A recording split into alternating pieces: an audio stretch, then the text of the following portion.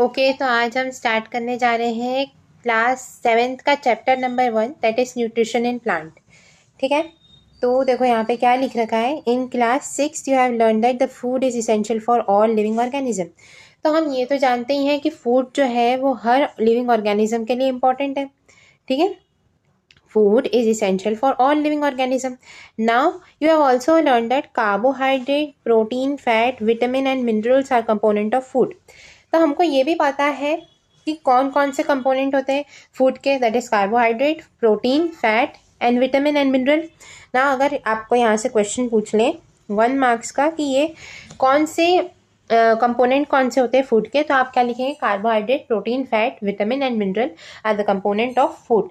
ठीक है, these component of food are called as nutrient. अब इनको क्या बोला जाता है? इनको बोला जाता है न्यूट्रिएंट्स। ठीक है, जो नेसेसरी है फॉर आर बॉडी। और हम उसी की स्टडी कर रहे हैं कि प्लांट में कौन कौन से न्यूट्रिएंट्स होते हैं। ठीक है, तो हम न्यूट्रिशन किस तरीके से करता है प्लांट, उसके बारे में इस चैप्टर में पढ़ेंगे। ठीक है, तो न्यूट्रिएंट्स कौन कौन से होते हैं? Carbohydrate, protein, fat, vitamin and mineral are component of food and these components are also called as nutrient. ठीक है, चलिए अब नेक्स्ट क्या लिखा हुआ है यहाँ पर? तो यहाँ लिखा हुआ है all living organism require food, है ना। Plant can synthesise their own food but animal and like human can not. ठीक है, तो हम ये बोल रहे हैं कि सारे ऑर्गेनिज्म को फूड की रिक्वायरमेंट तो होती है। क्यों? क्योंकि फूड हमको क्या देता है? एनर्जी देता है। ठीक है, तो फूड की रिक्वायरमेंट तो भाई सबको है ना। अब ये बोल रहे हैं कि प्लांट जो है ना वो तो अपना खुद का फूड सिंथेसाइज कर लेते हैं। ठीक है, by themselves they prepared or they synthesize their food for themselves. लेकिन animals like including human can not. हम भी अपना फूड खुद से सिंथेसाइज नहीं कर पाते। क्यों? क्योंकि हम क्या करते हैं? हम प्लांट को खाते हैं। ठीक है, they get it from plant और एनिमल दैट ईट प्लांट्स। ठीक है, तो हम डायरेक्टली और इनडायरेक्टली किस पे डिपेंडेंट है? प्लांट पे ही डिपेंडेंट है for our nutrition, for our food. ठीक है, क्यों? क्योंकि जो हर्बीवोर्स रहते हैं, एनिमल्स में भी जो हर्बीवोर रहते हैं वो तो डायरेक्टली प्लांट खाते हैं, और जो कार्निवोर रहते हैं जैसे लायन हो गया, लायन क्या हो गया? कार्निवोर हो गया। अब ये पूछेंगे कि भाई लायन तो कार्निवोर है, वो कहाँ से प्लांट पे डिपेंडेंट है? तो लायन किसको खा रहा है? लायन खा रहा है डियर को। ठीक है, डियर खा रहा है ग्रास को। ठीक है, और ग्रास क्या है? एक प्लांट है। तो ये डियर तो जो है वो हर्बीवोर ही है ना। और अब जब तक डियर नहीं खाएगा तो वो कैसे जिंदा रहेगा? तो फिर लायन क्या खाएगा? तो बेसिकली लायन भी इनडायरेक्टली किस पे डिपेंडेंट है? ग्रास पे ही डिपेंडेंट है। ग्रास क्या है? प्लांट ही है। ठीक है, तो thus human and animal are directly और इनडायरेक्टली डिपेंडेंट ऑन प्लांट। इसी तरीके से लिखा है कि यहाँ पर इसीलिए जो ह्यूमन है और एनिमल है वो डायरेक्टली या फिर इनडायरेक्टली किस पे डिपेंडेंट है? प्लांट पे ही डिपेंडेंट है। नाउ अब भुजो कुछ हमसे पूछ रहा है, तो बताओ भुजो क्या पूछ रहा है? Boojho want to know how plant prepare their own food. तो आपने एक प्रोसेस का नाम तो सुना ही होगा। कौन सी प्रोसेस मैम? फोटोसिंथेसिस के प्रोसेस को जानते ही होंगे आप। ठीक है, फोटोसिंथेसिस क्या होता है? It's a process by which plant prepare their own food. और हम फोटोसिंथेसिस के बारे में आगे डिटेल में पढ़ेंगे। ठीक है, नाउ देखो अब टॉपिक पे चलते हैं। टॉपिक नंबर 1 बोल रहा है mode of nutrition in plant. ठीक है, अब प्लांट क्या है? Plant is the only organism that can prepare their own food by themselves by using water, carbon dioxide and mineral. Plant क्या क्या यूज कर रहा है? तो प्लांट यूज कर रहा है ma'am water, carbon dioxide and minerals. ये सब यूज करके प्लांट अपना खुद का फूड बना रहा है। तो ये क्या हो गए? ये रॉ मटेरियल हो गए। रॉ मटेरियल क्या होते हैं? जिनसे कि हम जिनको यूज करके फूड बना रहे हैं। ठीक है, raw material are present in their surrounding. अब ऐसा तो नहीं है कि प्लांट को कहीं से पानी लाना पड़ रहा है। प्लांट को हम पानी देते ही हैं, है ना। मिनरल वो सॉइल से ले ही लेता है, और कार्बन डाइऑक्साइड उसके एनवायरनमेंट में प्रेजेंट ही है। तो उसके सराउंडिंग्स में ही इसके रॉ मटेरियल प्रेजेंट है। प्लांट अपना खाना खुद से बना लेता है। ठीक है, और ये कौन से रॉ मटेरियल है? Water, carbon dioxide and minerals. ठीक है, the nutrient enable living organism to build their body, to grow, repair damaged part of their body and provide the energy to carry out the life processes. अब nutrient क्यों important है? Nutrient इसलिए important है क्योंकि nutrient से हमको क्या मिल रहा है? Nutrient enable living organism to build their body. हमारी बॉडी बन रही है, बॉडी मतलब इस तरीके से बन रही है कि सारे सेल्स वगैरह को भी न्यूट्रिशन की इन्वायरमेंट रहती है, तो इसीलिए build their body to grow, growth के लिए इंपॉर्टेंट है। Repair damage part of the bodies, है ना, अब डैमेज टिश्यू, डैमेज सेल्स को रिप्लेस करने के लिए भी न्यूट्रिशन का इंपॉर्टेंस ज़रूरी है। And provide energy to carry out life processes, है ना, लाइफ प्रोसेसेस को कैरी आउट करने के लिए भी एनर्जी कौन प्रोवाइड कर रहा है, एनर्जी कौन प्रोवाइड करेगा, न्यूट्रिएंट्स ही प्रोवाइड करेंगे, ठीक है। अब देखो ये क्या लिखा है, nutrition is the mode of taking food by an organism and its utilisation by the body. अब ये न्यूट्रिशन की डेफिनेशन आई, ठीक है, तो इसको बिल्कुल अच्छे तरीके से नोट कर लो। क्या बोल रहे हैं, nutrition is the mode of taking food by an organism, है ना, फूड को टेक करना, एंड इट्स यूटिलाइजेशन, किस तरीके से उसका उपयोग करा जा रहा है, by the body is known as utilisation. Nutrition ये नहीं है कि सिर्फ आप खाना किस तरीके से ले रहे हैं, राइट, उसका यूटिलाइजेशन क्या हो रहा है बॉडी में, वो भी न्यूट्रिशन के अंदर आता है, ठीक है। तो ये डेफिनेशन में याद रखना कि utilisation of by the body is also part of nutrition, ठीक है। The mode of nutrition in which organisms make their food themselves from simple substances is called as autotrophic mode.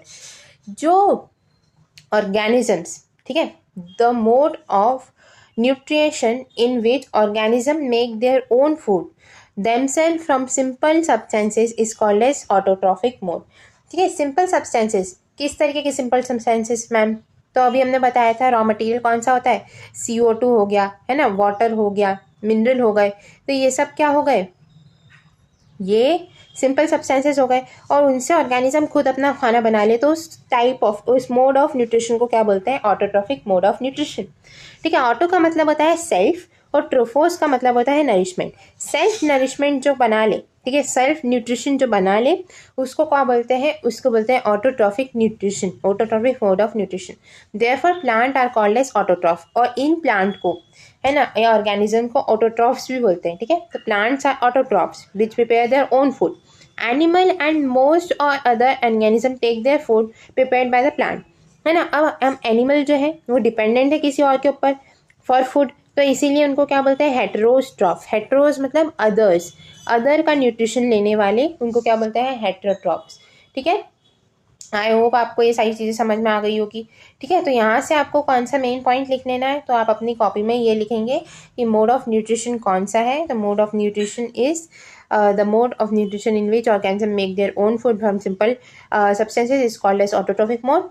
और animals and most other organism take bread from the plant, और उसको बोलते हैं heterotrophs, ठीक है। Autotrophs कौन से होते हैं, प्लांट्स होते हैं, ठीक। ये सारी चीज़ें आप इसमें से नोट कर सकते हैं ना। अब देखो, अब पहेली आई है, और पहेली हमको कुछ बताएगी शायद, ठीक है। पहेली वांट टू नो, अच्छा वो हमसे पूछ रही है, why our body can not make food from the carbon dioxide, water and minerals like plant. तो बेसिकली पहेली को मैं आंसर देती हूँ। देखो पहेली क्या होता है कि प्लांट के पास जो है ना, वो क्या कहते हैं, एक स्पेशल टाइप की चीज़ होती है जो एनिमल में नहीं होती है, दैट इज़ क्लोरोफिल पिगमेंट, ठीक है। Chlorophyll pigment and chloroplast is not present in animals, और ये जो है ना एक इम्पॉर्टेंट एस्पेक्ट है जो हमारे खाना बनाने में मदद करता है प्लांट्स को, ठीक है। देखो अब हम ये यहाँ पे और भी क्वेश्चन पूछे जा रहे हैं। Now we may ask where the food factories of the plant are located, कहाँ लोकेटेड होते हैं, तो भाई ये सेल में लोकेटेड होते हैं, और सेल में एक स्पेशलाइज ऑर्गन रहता है जिसको बोलते हैं क्लोरोप्लास्ट, उसमें रहता है, ठीक है। Whether food is made in all part of the plants और या ओनली सर्टेन पार्ट, तो हम देखेंगे सिर्फ ग्रीन पार्ट्स ही जो है प्लांट के वो खाना बना पाते हैं। How do plant obtain the raw material from the surroundings, किस तरीके से वो सराउंडिंग से रॉ मटेरियल लेते हैं। How do they transport the food from food factories of the plant, ठीक है, और ट्रांसपोर्टेशन कैसे हो रहा है, तो ये सारी चीज़ें हम इस चैप्टर में पढ़ेंगे, ठीक है। तो लाओ हम धीरे धीरे से इसमें सारी चीज़ें समझते हैं। देखो हमारे पास टॉपिक आता है photosynthesis, food making processes in plant. Food making process क्या है, तो अब देखो यहाँ पे बोल रहे हैं कि फोटोसिंथेसिस इज अ प्रोसेस जिससे हम फूड बना रहे हैं, ठीक है। ये टॉपिक में ही एक आंसर छुपा हुआ है, ठीक है। चलो अब देखिए क्या होता है फोटोसिंथेसिस में। तो देखिए leaves are the food factories of the plant. Leaf क्या है, फूड फैक्ट्रीज। लीफ क्या, कैसे फूड फैक्ट्रीज कैसे, therefore all the raw material is must reach to be the leaves, है ना। लीव्स को फूड फैक्ट्री क्यों बोल रहे हैं, क्योंकि वहाँ पर हमारे पास क्या बन रहा है, खाना हमारा क्या बन रहा है, लीव्स में, ठीक है। और इसीलिए हमको रॉ मटेरियल कहाँ पे ट्रांसपोर्ट करना पड़ेगा, तो लीव्स पे ट्रांसपोर्ट करना पड़ेगा। Water and mineral present in the soils are absorb by the roots and transfer to the leaf. भाई हमको मैंने बताया था रॉ मटेरियल में कौन कौन सी चीज़ें आ रही हैं, जल्दी बताइए सब। रॉ मटेरियल में CO2 आ रहा है, H2 आ रहा है, मिनरल्स आ रहे हैं। तो हम बोल रहे हैं कि अब यहाँ पर जो CO2 और H2O वगैरह है ना, वो कहाँ से कैसे ट्रांसपोर्ट हो रहे हैं। तो बेसिकली हम बोल रहे हैं H2O जो है, H2O और मिनरल ये जो है वो सॉइल में ही देंगे हम। पानी किसको देते हैं, सॉइल में ही तो देते हैं। तो ये सॉइल से ट्रांसपोर्ट करेंगे लीफ में, ठीक है, क्योंकि लीफ क्या है, हमारी फूड फैक्ट्री है, तो वहाँ पे सारे रॉ मटेरियल पहुँचने चाहिए। तो हम बोल रहे हैं water and mineral present in the soil are absorb by the roots, root से एब्जॉर्ब हुए और ट्रांसपोर्ट कहाँ कर दिया गया, लीव्स में, ठीक है। और कार्बन डाइऑक्साइड कहाँ से मिल रही है, एयर से। From air is taken in through the tiny pores present on the surface of the leaf. और इन पोर को क्या बोलते हैं, they are surrounded by guard cell and such pores are called as stomata. देखो अब हमारे पास जो लीफ रहती है ना, देखो आओ चलो हम देखते हैं लीफ में क्या रहता है। लीफ में छोटे छोटे पोर रहते हैं, है ना, जो हम बहुत माइक्रोस्कोपिक रहते हैं, उनको दिखते भी नहीं है, ठीक है। इस तरीके से पोर जो रहते हैं ना, ये देखो ये बीच का जो है ना, ये पोर है, ठीक है। ऐसे ये बहुत सारे टाइनी टाइनी पोर्स प्रेजेंट रहते हैं।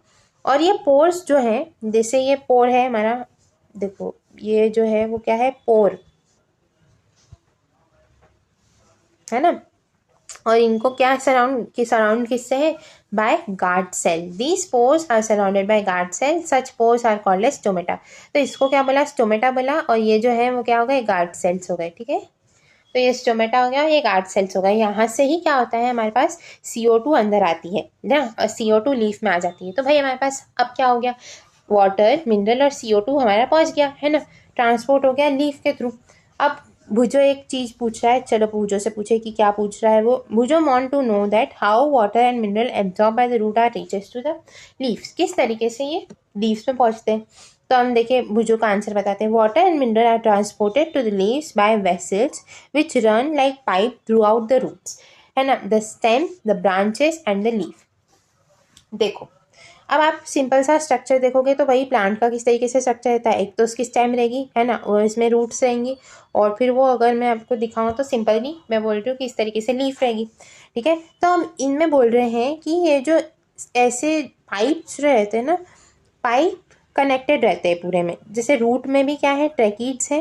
पाइप को क्या बोल रहे हैं, ट्रैकीड्स, है ना। ये ट्रैकीड्स जो है वो रूट से लेकर, है ना, runs like pipe throughout the root, stem भी, और ब्रांचेज में भी। फिर ब्रांच के बाद फिर कहाँ पे लेके जाएगा उसको, लीफ में भी। तो हर पैसेज में किस तरीके से ट्रांसपोर्ट हो रहे हैं, water and mineral are transported to leaves by the vessels which run like pipe throughout the root, stem, branches and leaves. They form a continuous path. ये क्या बना रहे हैं, कंटिन्यूस पाथ बना रहे हैं। कहीं से भी वो पाथ जो है वो टूटा हुआ नहीं है। और the passage for the nutrient to reach the leaves, है ना, लीव्स तक पहुंचने के लिए कंटिन्यूस पाथ बन रहा है, एक पैसेज बन रहा है जहाँ से रूट से लेकर पानी और मिनरल कहाँ पहुँच जाएंगे, लीफ पे पहुँच जाएंगे, है ना। और ये पैसेज किससे बना हुआ है, they are called as vessels. इनको क्या बोलते हैं, वेसल्स, ठीक है। We will learn more about transport of material in plant in chapter 7। 7th chapter में हम पढ़ेंगे अच्छे तरीके से कि ट्रांसपोर्टेशन किस तरीके से होता है प्रॉपर, ठीक है।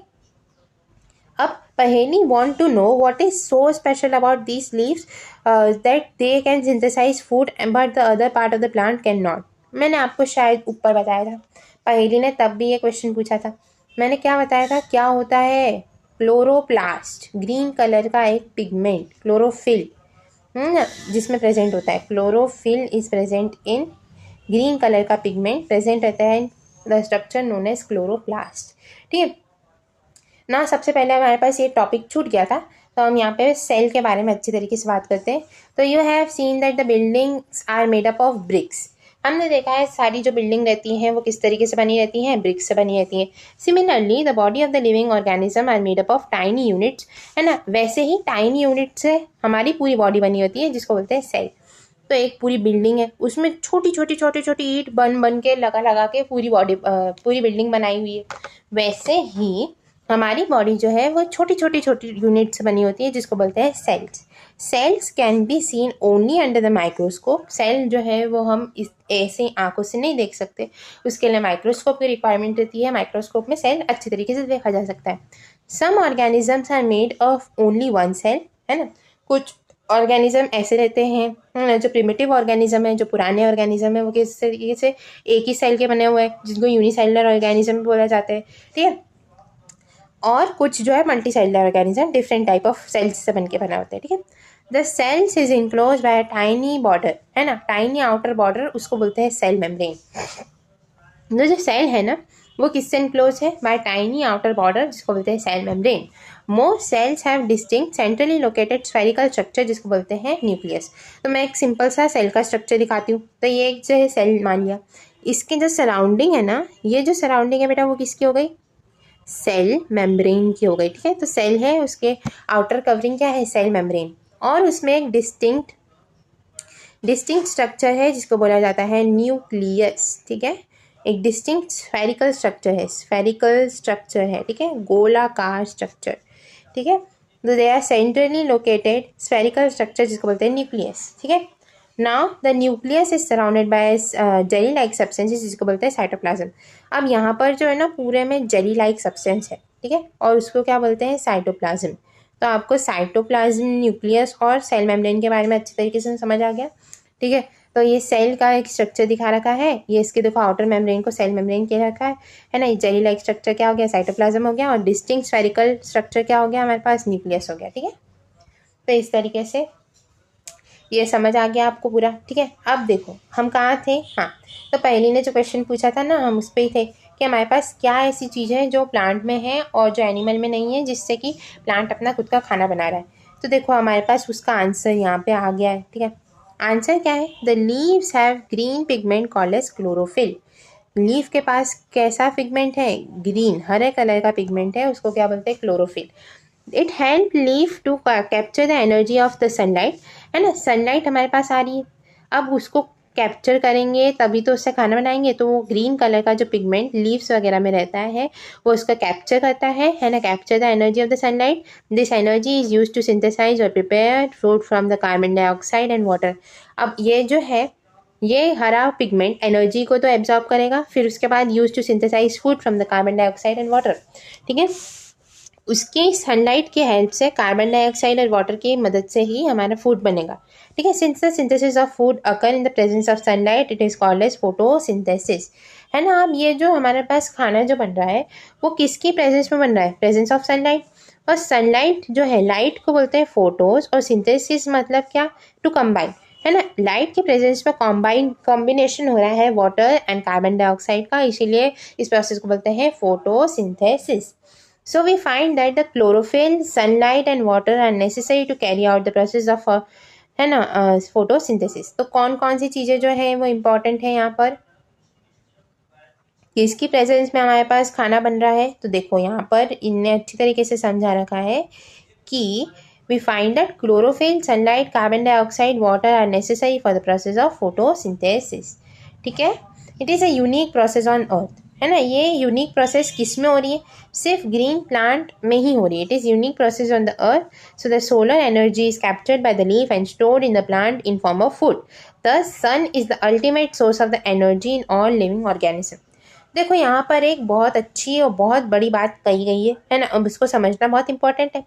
देखो वो क्या बोल रहे हैं कि ये एक यूनिक प्रोसेस है ना, फोटोसिंथेसिस यूनिक प्रोसेस है और ये एक अल्टीमेट प्रोसेस है ना। अल्टीमेट सोर्स ऑफ एनर्जी क्या है हमारे पास, सन, ठीक है। सन की जो एनर्जी है ना वो कैप्चर हो रही है, तो the solar energy is captured by the leaf and store in the plant in form of food, है ना। और वही फूड को हम कंज्यूम कर रहे हैं, है ना, फॉर ऑल लिविंग ऑर्गेनिज्म। इसीलिए अल्टीमेट सोर्स ऑफ एनर्जी क्या हो गई, सन हो गई, ठीक है। Can you imagine life on earth in the absence of photosynthesis. तो हमारी लाइफ होती ही नहीं अर्थ में, ठीक है ना। बहुत से जो हेटेरोट्रॉफिक ऑर्गेनिज्म है they can not live without photosynthesis. Even हमारे ऑटोट्रॉफ भी नहीं होते, तो हम इमेजिन नहीं कर सकते कि लाइफ में क्या होता, ठीक है, अर्थ पे क्या होता, right. In the absence of photosynthesis there would be not be any food. अगर हमारे पास फोटोसिंथेसिस नहीं हो रहा है तो हमारे पास कोई फूड नहीं है, ठीक है। तो survival of the most of the living organism directly और indirectly depend on the food made by the plant.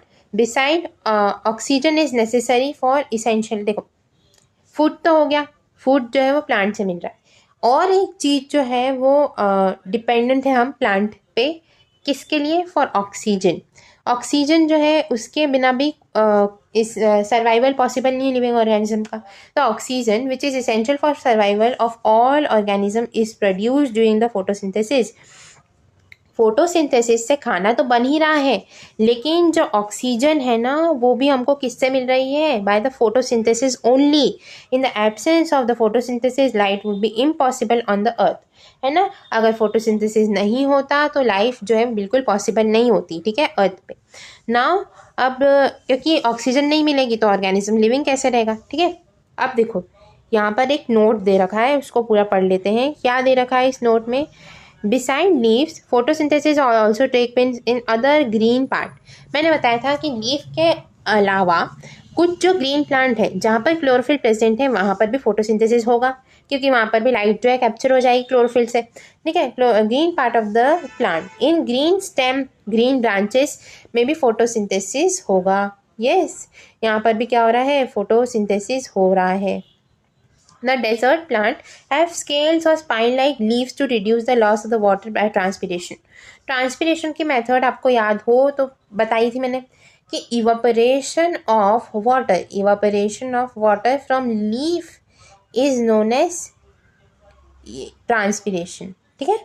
Leaves की सरफेस से डायरेक्टली इवापोरेशन हो जाए वाटर का तो उसको बोलते हैं ट्रांसपिरेशन।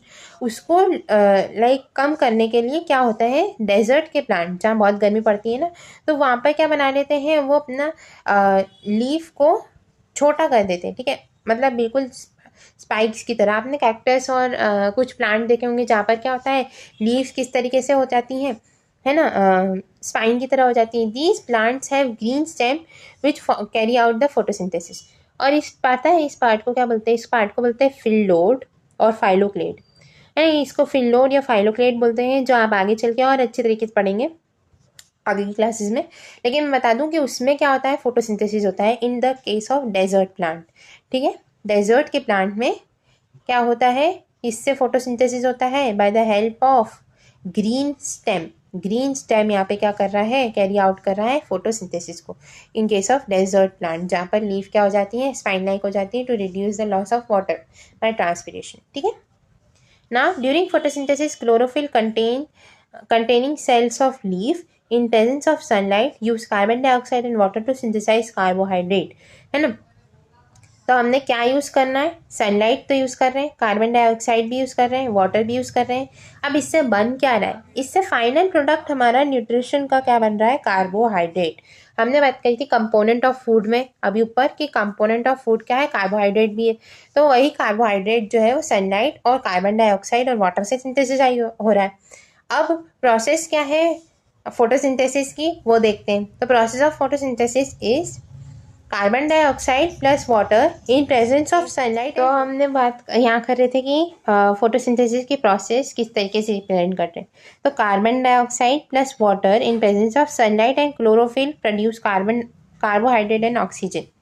देखो ये प्रोसेस को बहुत इंपॉर्टेंट है ना, इसको बिल्कुल एकदम ध्यान से पढ़ लेना, ओके। क्या कि carbon dioxide plus water,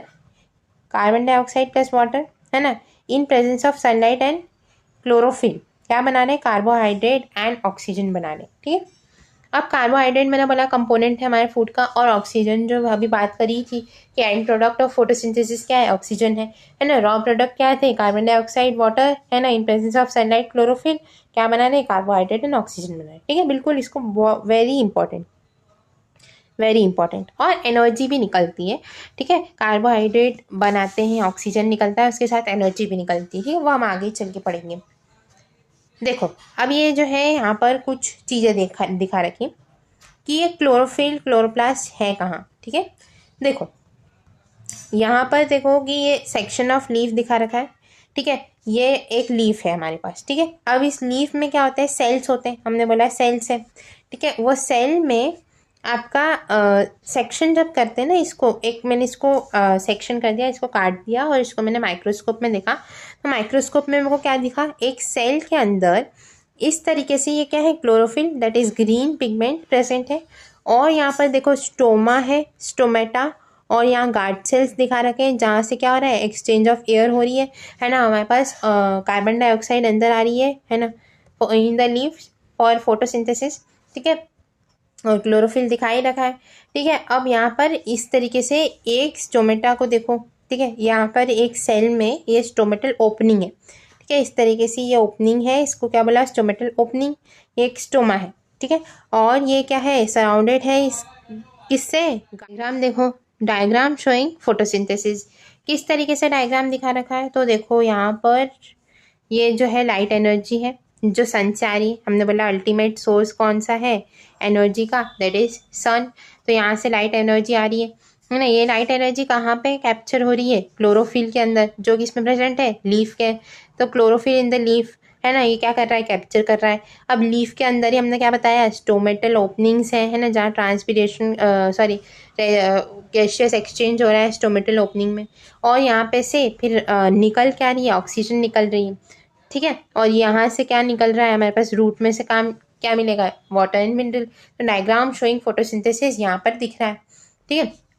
now अब मैं ये बोल रही हूँ कि प्लांट्स क्यों लगाने चाहिए। आपने सुना होगा अभी भी कि बहुत गर्मी पड़ रही है एंड डिफॉरेस्टेशन हमने बहुत ज़्यादा कर दिया है, इसीलिए टेम्परेचर बहुत बढ़ रहा है, ठीक है। तो प्लांट क्यों नेसेसरी है, प्लांट हमको फूड तो प्रोवाइड कर रहा है, ऑक्सीजन भी प्रोवाइड कर रहा है, प्लस हमारा जो एनवायरनमेंट पूरा मेंटेन हो रहा है वो किससे हो रहा है, प्लांट के थ्रू ही हो रहा है, ठीक है। तो प्लांट इज़ वेरी इंपॉर्टेंट, इसीलिए हमको एक एक प्लांट तो लगाना ही चाहिए, ठीक है। हमको ऑक्सीजन नहीं मिलेगी अगर हम ऐसे ही प्लांट को कट करते जाएंगे, तो हमारे पास ऑक्सीजन ही नहीं रह जाएगी, ठीक है। तो हम कैसे सर्वाइव कर पाएंगे, तो हमारे सर्वाइवल के लिए प्लांट तो होना बहुत इंपॉर्टेंट है, ठीक है। During the process oxygen is release, है ना, ड्यूरिंग प्रोसेस ऑफ फोटोसिंथेसिस क्या हो रहा है, ऑक्सीजन क्या हो रही है, रिलीज हो रही है इन्वायरमेंट में, ठीक है। अब the presence of starch in the leaf indicate the occurrence of the photosynthesis.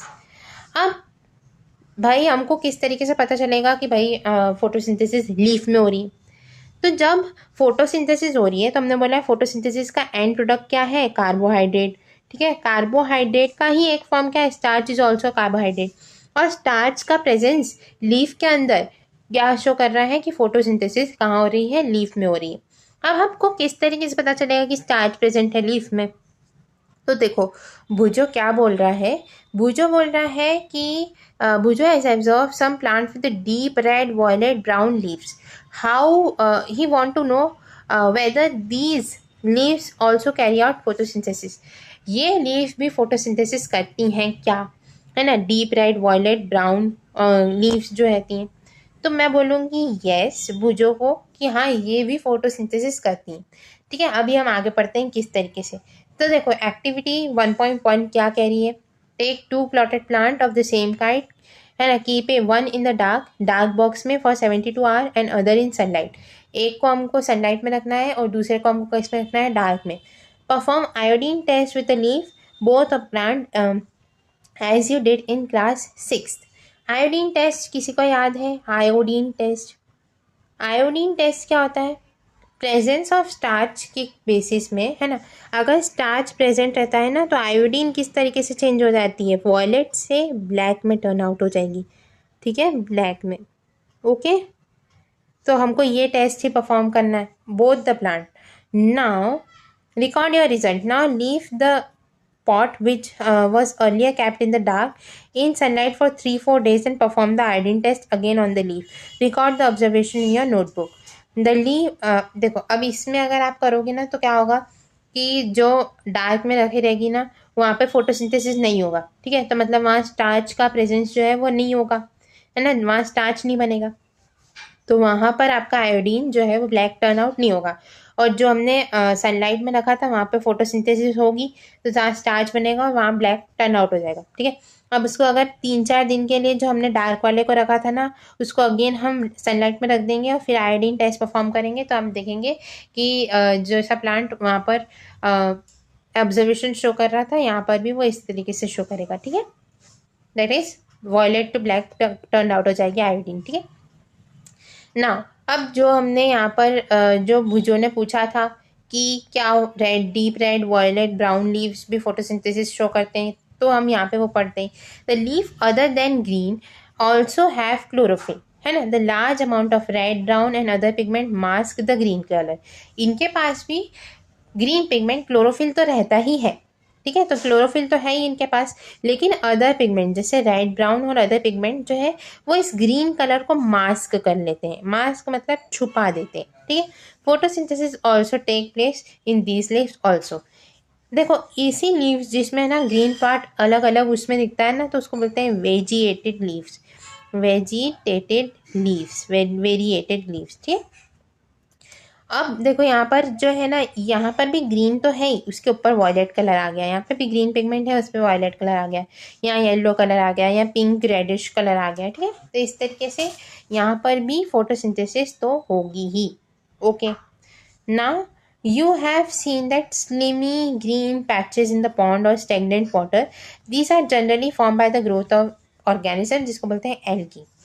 Algae जो रहता है वो प्रिमिटिव प्लांट है, थैलॉइड बॉडी है जिसकी, है ना, थैले लाइक स्ट्रक्चर जिसका रहता है, मतलब कोई उसमें स्टेम, रूट और वो नहीं दिखेंगे आपको लीव्स, है ना, लेकिन ग्रीन ग्रीन कलर के पैचेस दिखेंगे, slimy green patches in the plant और स्टेगनेंट वाटर बॉडीज, उसको बोलते हैं एल्गी, ठीक है। Can you guess why algae are green in colour? हम ये ग्रीन क्यों होती है? क्योंकि इनमें भी वही क्लोरोफिल नामक पिगमेंट प्रेजेंट रहता है। क्लोरोफिल इनमें भी प्रेजेंट है, एल्गे में भी, ठीक है। They contain chlorophyll which gives them the green colour, है ना। Algae can also prepare their own food by photosynthesis, क्योंकि उसमें भी ग्रीन कलर है, ग्रीन पिगमेंट है, तो वो भी सनलाइट को कैप्चर करेगी और फोटोसिंथेसिस कैरी आउट कर पाएगी, ठीक है ना।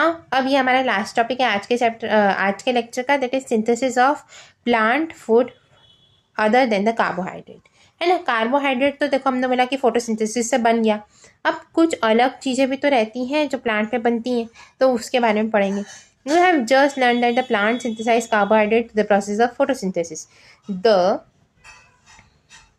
Carbohydrate are made up of carbon, hydrogen and oxygen. Carbohydrate का एक जनरल फार्मूला क्या होता है? CH2O whole twice N। देखो ये सारी चीज़ें मैं अभी नहीं इसलिए बता रही हूँ क्योंकि आपकी लेवल की नहीं है, आप आगे चल के इसके बारे में और पढ़ेंगे, लेकिन आप ये ध्यान रखो कि कार्बोहाइड्रेट किससे बन रही है? कार्बन, हाइड्रोजन एंड ऑक्सीजन से बन रही है, ठीक है। these are called as these are used to synthesize the component of food such as, है ना, प्रोटीन, फैट्स।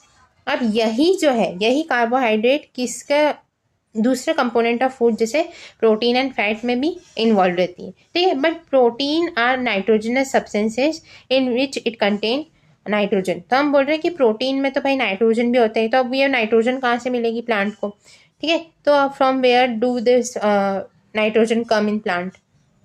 तो प्लांट में नाइट्रोजन कहाँ से मिलती है? तो nitrogen is present in abundance in form of gas in air. Air में जो है नाइट्रोजन प्रेजेंट रहती है। However plant can not absorb nitrogen in this form. अब देखो नाइट्रोजन जो उसमें रहती है ना, वो ट्रिपल बॉन्डेडली एक दूसरे से अटैच रहती है, तो ऐसे डायरेक्टली वो एयर से ही एब्जॉर्ब नहीं कर पाएगी लीव्स। इसीलिए soil has certain bacterias that convert the gaseous nitrogen in usable form and release it into the soil, है ना। तो कुछ नाइट्रोजन कंटेनिंग जो बैक्टीरिया रहते हैं ना सॉइल में, soil has certain bacteria that convert gaseous nitrogen to usable form and release it into the soil. These are absorb by the plant along with the water, है ना। तो ये nitrogen जो है कुछ फॉर्म में वो एब्जॉर्ब हो जाएगी वाटर के साथ साथ ही प्लांट में, ठीक है। Also, you might have seen farmers adding fertilizers rich in the nitrogen to the soil.